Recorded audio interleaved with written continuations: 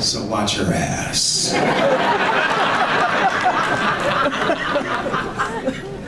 Hello, I'm Buffy. Hi, Buffy. Hello. I'm sending. I've always wanted to meet a Buffy, seriously. Seriously.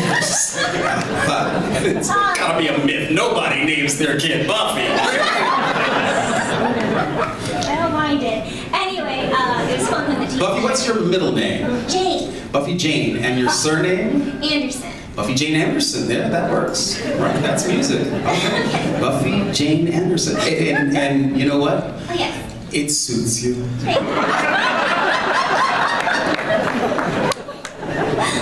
No, really, it suits you. Okay. I just wanted to come up here and say thank you for being the voice of my childhood. I loved reading Rainbow. Oh, It was bless one of your the, heart. Oh, thank you. Yeah. I just, many fond memories in the library and spending my summers watching Reading Rainbow and watching Star Trek. I wanted to come here, and since you are so passionate about literature, I was wondering what the impetus was for inspiration in your life from a person growing up, maybe an adult or a mentor or anyone like that. For Reading Rainbow? Or for your passion for my passion for reading and for literature. And my mother, without question, my mother, Irma Jean. Yeah, I say all the time, in Irma Jean's house, you either read a book or you got hit in the head. And it's true. It's really true. She really was. My mother was an English teacher, and she read not only to me when I was a child. She read in front of me. And when I could read on my own, she read with me. So I grew up in a family where reading was really expected of me, and I'm grateful. So it's my mother who is really responsible for my relationship with the written word. Buffy, before you go, just indulge me. Sing a little of the Reading Rainbow theme song with me, would you? Butterfly in the sky. I can go twice as high. Take a look, it's in a book. Reading Rainbow. Wow.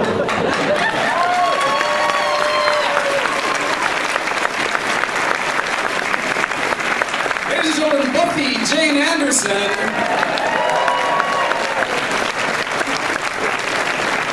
Don't take my word for it. But you don't have to take my word. Oh, wait a minute. Damn it, yes you do. Let me amend that. You do have to take my word. Yes, sir. Hello. By the way, if any more podcasts drop out on you, you can be on mine. We'll pay for your drinks. God bless, thank you. Filming it here anyway. So I have a roots-related question. Which of theirs is your favorite album?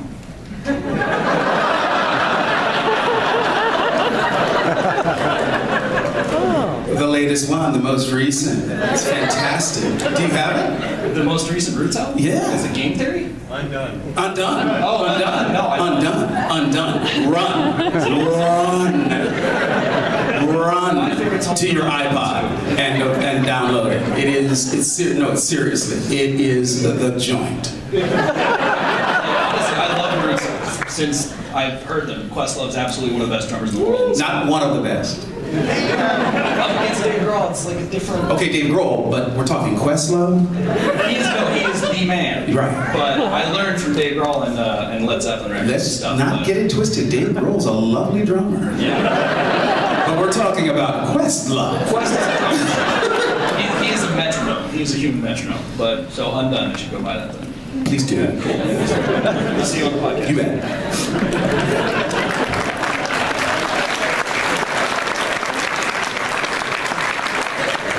Hi, y'all. Hi. Got the giggles, do you? Yes. So I'm Jackie. Hi, Jackie and Katie. Welcome, welcome, welcome, Jackie and Katie, y'all.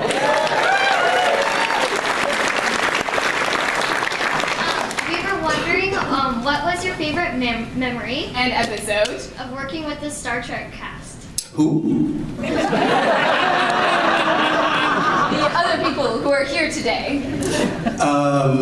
What do they do? They stand in front of a camera and say words? That was a Shatner imitation. The actors. Yes. Brent Spiner, Yes. Marina Sirtis, Will Wheaton, and Michael Dorn. Never heard of them.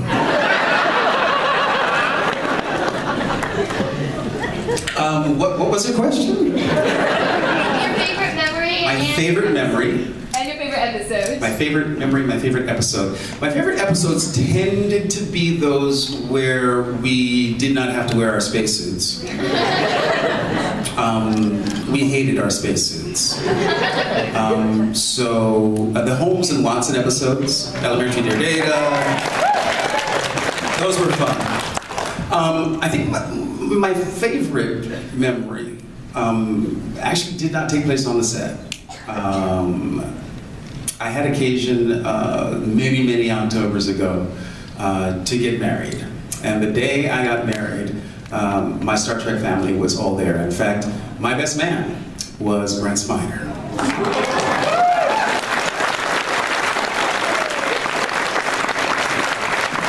And my groomsmen were Michael Dorn, Jonathan Frakes, and Patrick Stewart. So, my wedding picture freaking rocks.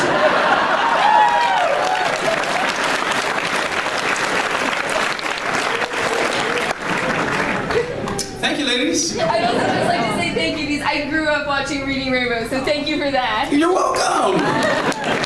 Give my hand.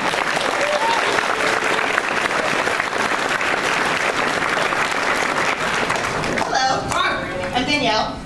Hi, Danielle. Big Sherlock Holmes fan all around. Right? Whatever. Right. Any third thing Sherlock Holmes. Right? Stephen Moffat. Genius. Genius. Definitely.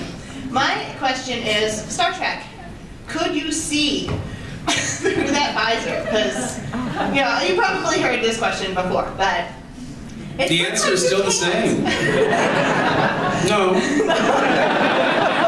No. Just looks like Not much. Not much at all. Well- People don't believe me when I say, I say, well, you know, could you see it? Say, no, not really. The visor limited my vision substantially.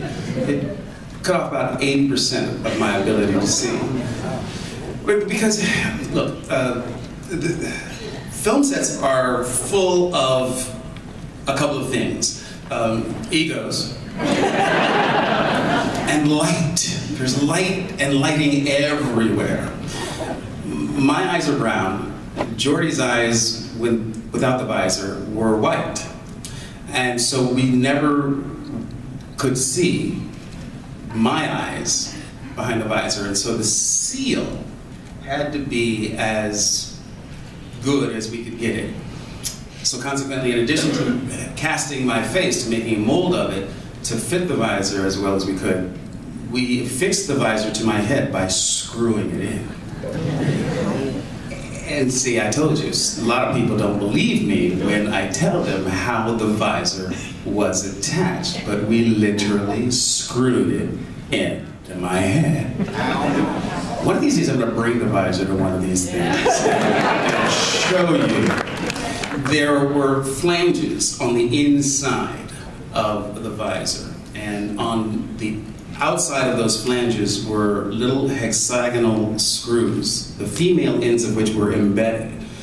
In the visor box that was handed to me by Charlie Russo, there were the two male keys that fit into the female fittings. And one turned clockwise, the other counterclockwise. And as I turned the screws, the flange would press against my temples. And then I would take the screws, put them in the box, and then the orange, magnetized, reflective, we call it blinkies. The blinkies I would just put on. And that took about 30 seconds. After about 30 minutes, I get a little bit of a headache. Well, because it looks like, all around, the way you act, it looks like you see everything. Yeah, well, that's why they call it acting. In essence, I couldn't see that. I couldn't see that. In the first season, I bumped into everyone and everything. But eventually, I learned how to navigate without seeing my feet, which was the key to Jordy's character. To be confident enough in everything that he did, and having to learn how to know where I was on the sets without visual reference that included the information of where my feet were, really helped in that confidence. Once I mastered that ability to use, signs and markers on the set as a way of navigating, it got a lot of fun for me. But initially it was painful. Well, bravo. Well, thank you.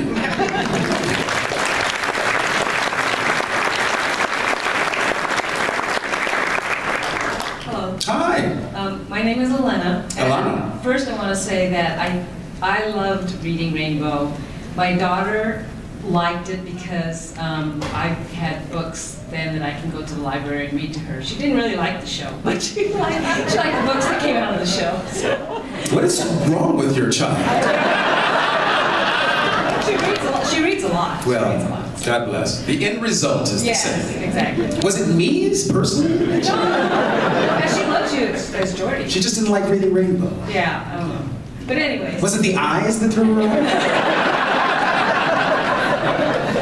She was off put by the fact that I could actually see. The thing she liked the best about Reading Rainbow was actually the children's reviews. Right, the book reviews. She loved those. Right. But the stories themselves, I guess she didn't. But anyways, the question that I had was, I'm just curious as to how you're feeling about the anniversary reunion here this weekend, and seeing, the other Star Trek actors and hanging out. I got to tell you, this reunion tour that we're sort of on, it was kicked off a couple of weeks ago up in Calgary, and it was the first time all 9 of us, including Denise and Will, had been on the stage at a con at the same time. It was absolutely unprecedented, and it was a blast. Our cast really, we love one another. And the truth about our lives these days is we don't often get a chance to hang out, certainly not with the sort of frequency that we did when we were making the show. And so these weekends are terrific for us because we get to spend time with each other in addition to spending time with all of you. So I'm thrilled, I'm ecstatic, I'm very happy to be here this weekend and drink with my friends. Thank you very much. Thank you. Hi, this is Celestia. Can I take this down because she's small? Before she asks her question, I want to tell you first of all that you changed my childhood. Because if Geordie LaForge said it was okay to read, then it was okay for me to read. And that was really the 6-year-old logic there. But sound logic, sound logic. I wanted to say thank you for that before she asked her question. Sure. Hi. Hi, What's your name? Celestia. Celestia, C-E-L-E-S-T-I-A. That's beautiful.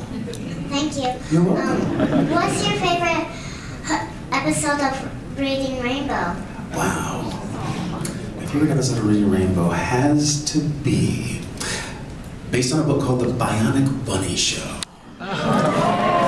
And it was on that episode of Reading Rainbow, Celestia, that we actually went behind the scenes of Star Trek The Next Generation. Oh, I remember that one. I saw that episode on YouTube. That's right.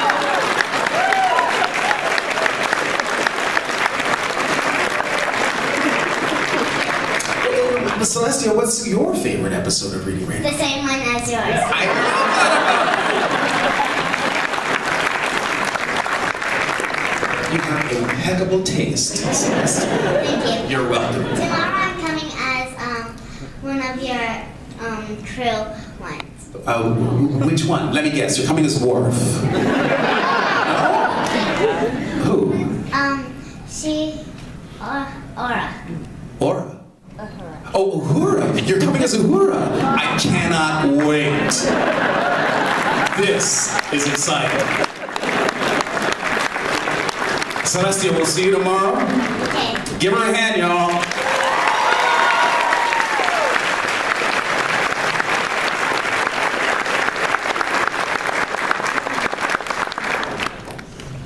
Will Celestia's parents stand up? Is that you? Great job, Mom. I'm a big fan of your work.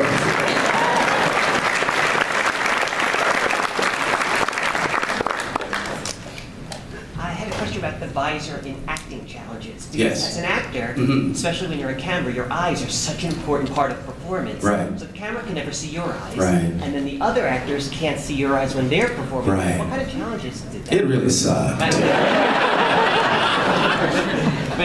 did you find tricks around it? I mean, because you obviously were great, so what were you doing? I don't know. Seriously, I loathed the fact that my eyes were covered. And ultimately, I believe that it made a better actor out of me, that I had to learn how to communicate in other ways. And I think that what I used my voice a lot. And I really relied on energetics. The energy of Jordy was what I was really working with more than anything else. And I gotta believe at some level it was successful. Because that major tool for communication was absolutely taken out of my bag of tricks. And I just had to compensate for it. But I can't explain what I did. I just went to work every day and tried to do my best to play the character in an honest, interesting, and friendly way. I wanted Jordy to be someone that everyone, because everybody else was so serious.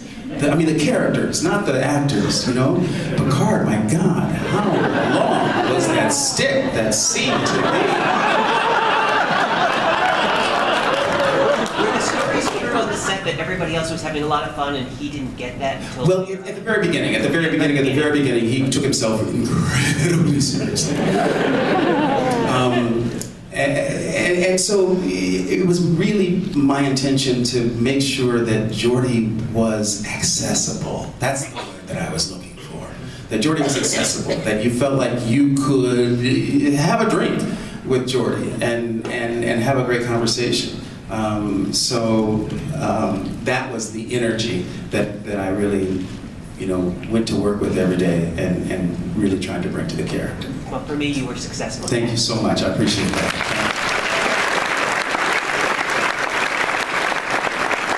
How are we doing on time?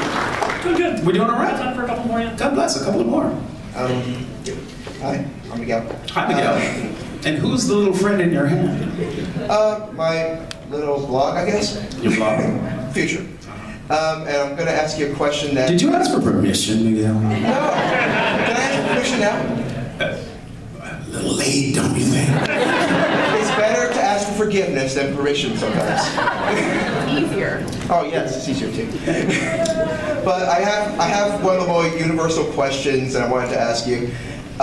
Besides Picard, who are the best starship captains in Star Trek besides Picard himself? I mean, it's a short list, isn't it? Well, it's a short list, but it's a very controversial list. I'm pretty sure almost everybody in here has got an argument about it. All right, well, I'm going to go out and say my favorite Star Trek captain is Captain LaForge.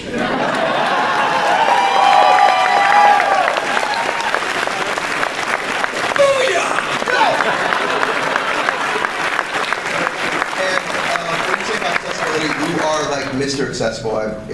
For books, Roots, you were everything, man. I appreciate everything you did. Thanks, Miguel. Thank you.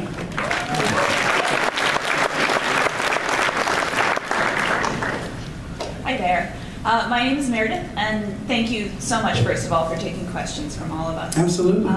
And I had heard that you had a big role in getting Whoopi Goldberg